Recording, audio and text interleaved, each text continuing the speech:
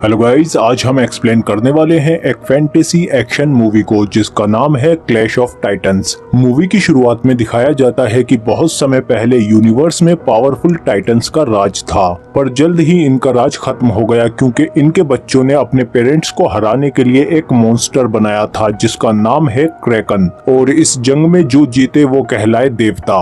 और इनका लीडर है ज़्यूस जो स्वर्ग में राज करता है, पर इसके भाई हेडिस को नर्क मिला जहां ये राज करता है, पर ये खुश नहीं है। और जैसे जैसे वक्त बीता ज़्यूस ने अपनी एक इमेज बनाई ताकि लोग उसकी पूजा करें, और लोग जितनी ज्यादा इन देवी देवताओं की पूजा करेंगे ये उतने ही पावरफुल होंगे। पर लोग जैसे जैसे विकसित होते गए वो अपने बनाने वालों पर शक करने लगे और इनमें से कुछ लोग देवी देवताओं के खिलाफ भी चले गए। इसके बाद हम देखते हैं कि समुद्र में एक कॉफिन है जिसे ये मछुआरा अपने शिप में ले आता है, और जब वो इसे खोलता है तो उसे उसमें एक औरत की डेड बॉडी और एक बच्चा मिलता है। मछुआरा इस बच्चे को अपना बच्चा समझकर पाल लेता है जो अब बड़ा हो चुका है, और इसका नाम है परसियस जो अपने पिता की तरह एक मछुआरा है। ये लोग आर्गस सिटी के पास आ जाते हैं जहां एक बहुत बड़ा ज़्यूस का स्टैच्यू है, और थोड़ी ही देर बाद इन्हें अंदाजा हो जाता है कि यहाँ कुछ तो गलत हो रहा है क्योंकि कुछ आर्मी सोल्जर्स इस मूर्ति को तोड़कर गिरा देते हैं। लेकिन तभी आसमान काला पड़ने लगता है और समुद्र में से खतरनाक क्रिएचर निकलने लगते हैं, और ये इन लोगों पर हमला कर देते हैं जिन्होंने इनके देवता का अपमान किया है। सोल्जर्स लड़ने की कोशिश करते हैं पर ये क्रिएचर एक एक करके सबको मार देते हैं और फिर एक जगह जुड़ने लगते हैं और फिर हेडिस में ट्रांसफॉर्म हो जाते हैं जिसकी निगाह मछुआरों पर पड़ती है, और फिर ये देवता उनकी बोट पर हमला करते हुए समुद्र में चला जाता है। इस हमले में परसियस तो बच जाता है पर इसकी फैमिली बोट में फंस जाती है, और परसियस उन्हें बचाने की हर मुमकिन कोशिश करता है पर वो इन्हें नहीं बचा पाता और बाहर आकर रोने लगता है।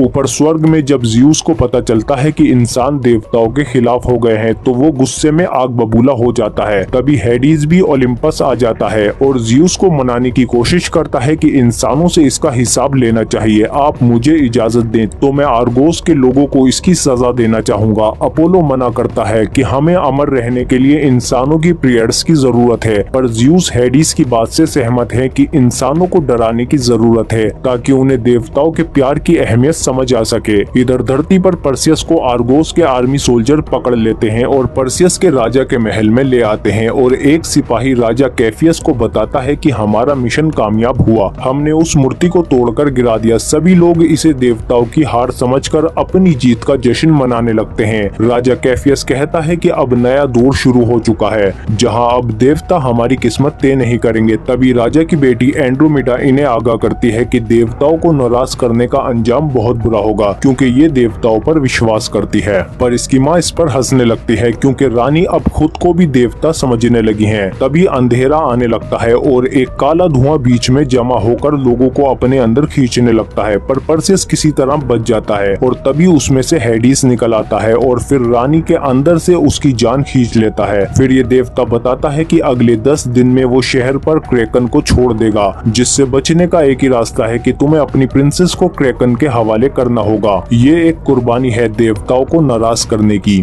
और जाते जाते हेडिस सबको बता जाता है कि परसियस ज़्यूस का बेटा है, उसी देवता का जिसकी वजह से अब तुम पर तबाही आने वाली है। सिपाही फौरन परसियस को बंदी बना लेते हैं और उससे उगलवाने की कोशिश करते हैं कि इस श्राप से बचने का क्या तरीका है, पर परसियस को भी इन लोगों की तरह कुछ नहीं पता। फिर कुछ टाइम बाद परसियस से मिलने एक लेडी आती है जिसका नाम आयो है, और ये परसियस के बारे में सब कुछ जानती है। ये परसियस को बताती है कि तुम आधे इंसान आधे देवता हो।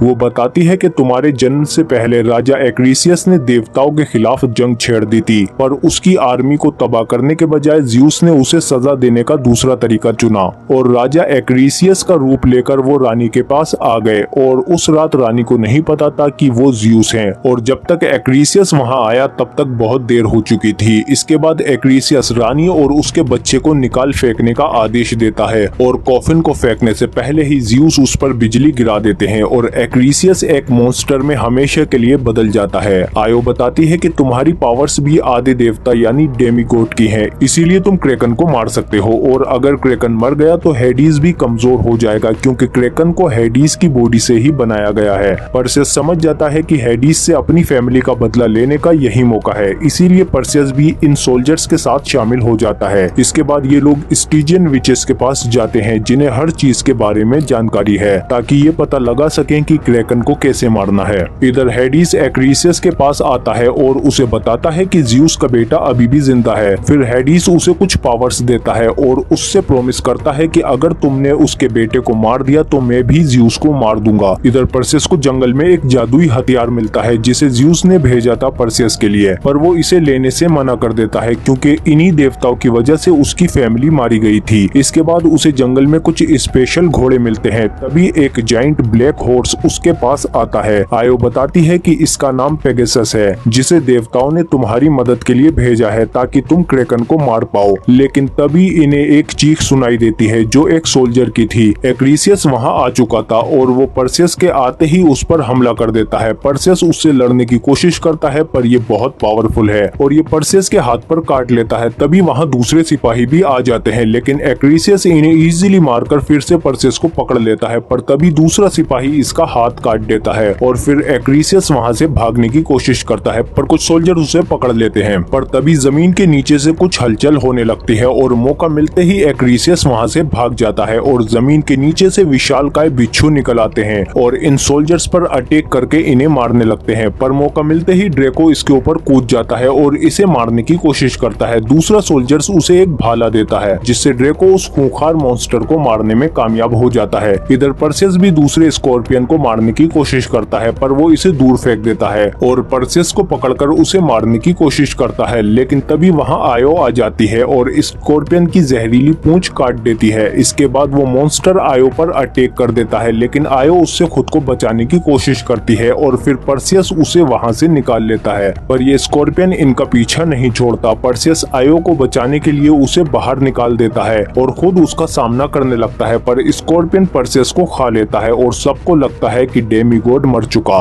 पर तभी परसेस उसको चीरकर बाहर आ जाता है। तभी दो सोल्जर्स इनकी तरफ भागते हुए आते हैं और हम देखते हैं कि स्कॉर्पियंस ने इन्हें चारों तरफ से घेर लिया है और वो इन पर अटैक करने ही वाले होते हैं। तभी कोई इन्हें दूर से ही रोक देता है। ड्रेको फौरन पहचान जाता है कि ये तो जिन है। ये लोग समझ जाते हैं कि जिन हमारी मदद के लिए आए हैं। इसके बाद जिन इन स्कॉर्पियंस को अपनी सवारी बना लेते हैं क्योंकि इन पर चढ़कर ये अपना सफर जल्दी तय कर लेंगे। और लंबे सफर के बाद ये लोग गार्डन ऑफ स्टीजिया आ जाते हैं जहाँ वो विचेस रहती हैं जिन्हें सब कुछ पता है। और जब ये लोग अंदर आते हैं तो वो तीनों विचेस आ जाती हैं जिनकी सिर्फ एक ही आंख है। ये तीनों जानकारी के बदले पेमेंट मांगती है और सोल्जर्स पर अटैक कर देती है, लेकिन परसेस उनकी आंख छीन लेता है और उन्हें धमकी देता है कि अगर तुमने क्रैकन को मारने का तरीका नहीं बताया तो मैं ये आंख डिस्ट्रॉय कर दूंगा। जिस पर ये विचेस मान जाती हैं और बताती हैं कि क्रैकन को सिर्फ मेड्यूसा ही मार सकती है क्योंकि जो भी उसकी आंखों में देखता है वो फौरन ही पत्थर बन जाता है। इसके बाद परसेस उन्हें उनकी आंख देकर जाने लगता है और ये लोग मेड्यूसा की तलाश में निकल जाते हैं। कुछ सिपाही डरकर वापस लौट जाते हैं पर बाकी लोग अभी भी अपने सफर पर डटे हुए हैं। इसके बाद परसेस को एक शख्स मिलता है जो कोई और नहीं बल्कि उसका पिता ज़्यूस है। वो परसेस से कहते हैं कि इस तरह तुम कभी भी क्रैकन को नहीं मार सकते और ना ही हेडिस से बदला ले सकते हो। इसीलिए ज़्यूस उससे कहते हैं कि तुम भी बाकी देवताओं की तरह स्वर्ग में रहो। पर परसेस मना कर देता है और कहता है कि मैं इंसानों की तरह जीऊंगा और उन्हीं की तरह मरूंगा। पर ज़्यूस नहीं चाहते कि उनका बेटा हारे, इसीलिए वो उसे एक गोल्डन कॉइन देते हैं ताकि वो मेड्यूसा तक पहुंच सके क्योंकि वहां जाने की एक कीमत होती है। इसके बाद ये लोग एक भूतिया नदी के पास आते हैं और परसेस वो कॉइन निकालता है और जिन उसे नदी में डाल देता है और जल्द ही इनके पास एक बोट आ जाती है जिसमें बैठकर ये लोग अपनी मंजिल तक आ जाते हैं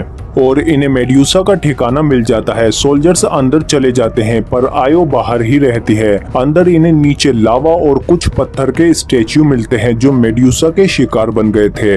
इसके बाद इन्हें एक औरत के हंसने की आवाज आती है। ये समझ जाते हैं कि मेड्यूसा आसपास है। तभी कई सारे एरोस से इन पर अटैक होने लगता है और कई सोल्जर्स लावा में गिर जाते हैं। पर परसेस जिनको पकड़ लेता है और ड्रेको सोल्जर से कहता है कि मेड्यूसा का पीछा करो बिना उसकी आंखों में देखे। परसेस भी खुद को और जिनको बचा लेता है। पर तभी मेड्यूसा एक सोल्जर के सामने आ जाती है जिसकी ओर देखते ही वो पत्थर में बदल जाता है। परसेस और जिन तीरों से बचते हुए अंदर भागते हैं पर मेड्यूसा अपने शिकार को ढूंढ रही है। परसेस कहता है कि मैं इसे चकमा देकर बाहर लाता हूँ और तुम मौका मिलते ही इस पर अटैक कर देना। मेड्यूसा अपने शिकार का पीछा करने लगती है पर परसेस काफी तेज है और बाकी लोग भी परफेक्ट टाइमिंग का वेट कर रहे हैं। परसेस इसे जिन के पास ले आता है। जिन उसका सिर काटने की कोशिश करता है पर वो चूक जाता है। और मेड्यूसा उसे जकड़ लेती है और उसे पत्थर में बदलने लगती है, पर जिन पर इसका कोई असर नहीं होता क्योंकि उसकी बॉडी के अंदर कोई भी मांस यानी गोश्त नहीं है। जिन मेड्यूसा पर हंसता है और खुद को उड़ा देता है। इससे पहले मेड्यूसा रिकवर हो तभी ड्रेको एक नुकीले पत्थर को लेकर उसकी दुम पर गिर जाता है। तभी मेड्यूसा गुस्से में मुड़कर ड्रेको की ओर देखती है, जिससे ड्रेको मुस्कुराते हुए एक पत्थर में बदल जाता है, जिससे परसेस को मौका मिल जाता है और वो अपनी शील्ड में देखकर मेड्यूसा पर फाइनल अटैक कर देता है, जिससे उसका सिर कटकर अलग हो जाता है और अंदर से सिर्फ परसेस ही बाहर आता है। पर तभी बाहर एक्रीसियस आयो को मार देता है। परसेस गुस्से में उस पर अटैक करता है, पर एक्रीसियस बहुत ताकतवर है और वो इसकी तलवार भी तोड़ देता है और परसेस पर भारी पड़ता है। लेकिन आयो को मरता देख परसेस ज़्यूस की तलवार उठा लेता है और एक्रीसियस पर अटैक कर देता है और उसे उस तलवार से मार देता है, जिसके बाद एक्रीसियस वापस इंसान में बदलकर मर जाता है।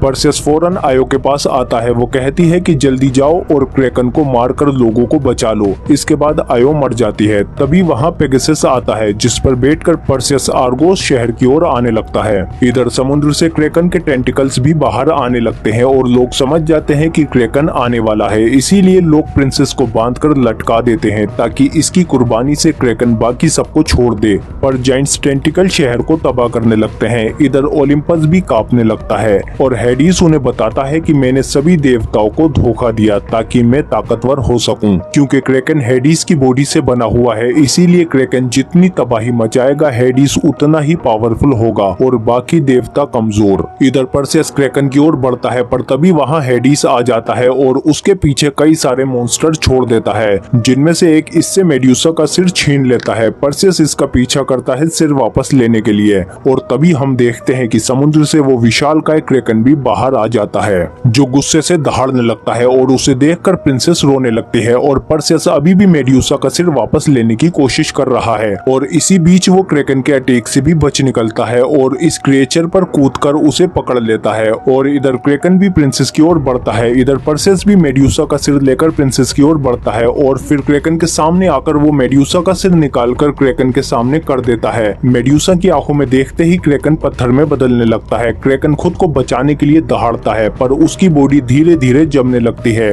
और आखिरकार वो टूटकर गिरने लगता है, जिससे प्रिंसेस भी पानी में गिर जाती है और क्रैकन के टुकड़े भी उसके पीछे गिरने लगते हैं। इधर परसेस के सामने हेडिस आ जाता है और उसे मारने की कोशिश करता है, पर परसेस ज़्यूस की तलवार से उस पर अटैक कर देता है, जिससे हेडिस वापस से नर्क में चला जाता है और फिर परसेस पानी में कूदकर प्रिंसेस को बचा लेता है। प्रिंसेस एंड्रोमेडा परसेस से शादी करने को कहती है क्योंकि उसने उसकी जान बचाई है, पर परसेस मना कर देता है क्योंकि उसे राजा बनने की कोई इच्छा नहीं है। कुछ टाइम बाद वहाँ ज़्यूस आते हैं और स्वर्ग को बचाने के लिए वो परसेस को इनाम के रूप में आयो को वापस जिंदा करके लौटा देते हैं ताकि बची हुई बाकी जिंदगी वो इसके साथ प्यार से बिता सके। और इसी के साथ ये मूवी खत्म हो जाती है। और आप कमेंट करके बताओ कि ये मूवी कैसी लगी आपको। अगर वीडियो अच्छी लगी तो लाइक करो इसे और सब्सक्राइब करो हमारे चैनल को, बेल आइकन दबा के नोटिफिकेशन ऑल पे भी क्लिक करो ताकि और भी अच्छी वीडियो मिलते रहे तुमको। इसके अलावा चैनल में जाके देखो और वीडियो भी एंड स्क्रीन में मिल जाएंगी।